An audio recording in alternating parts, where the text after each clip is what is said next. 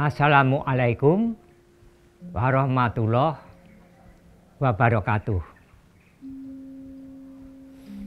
Sugeng pepanggihan kalian kawedanan ageng punakawan Krida Mardawa Karaton Ngayogyakarta Hadiningrat. Ing wanci punika badhe ngaturaken salah satunggaling sekar macapat ingkang kaping 3 inggih punika sekar sinom. Tembung sinom punika dumadi saking tembung nom ingkang tegesipun muda, nem utawi nom. Sekar sinom minangka gegambaraning manungsa ingkang sampun ngancik tumaruna utawi manjing diwasa. Sekar sinom nggadhahi watak remen, gapyak sumanak lan kekadangan. Ing salebeting sekar sinom wonten wewaton utawi paugeraning tembang inggih punika guru gatra, guru wilangan lan guru lagu. Ing satunggaling pada sekar sinom wonten 9 gatra utawi larik.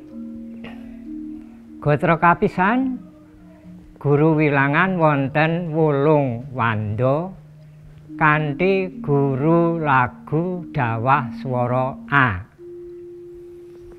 Gatra kaping kalih guru wilangan wonten 8 wanda kanthi guru lagu dawah swara I.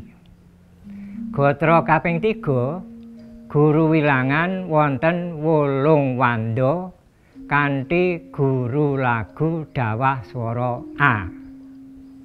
Gatra kaping 50 guru wilangan wonten 8 wanda kanthi guru lagu dawah swara I. Gatra kaping gangsal guru wilangan wonten 7 wanda kanthi guru lagu dawah swara I. Gatra kaping 6 guru wilangan wonten 8 wanda kanthi guru lagu dawah swara U. Gatra kaping 7 guru wilangan wonten 7 wanda kanthi guru lagu dawah swara A. Gatra kaping 8 guru wilangan wonten 8 wanda kanthi guru lagu dawah swara I. Gatra kaping 9 guru wilangan wonten 12 wanda kanthi guru lagu dawah swara A. Ing salajengipun badhe dipun aturaken tuladha sekar macapat sinom kentar laras slendro pathet manyura.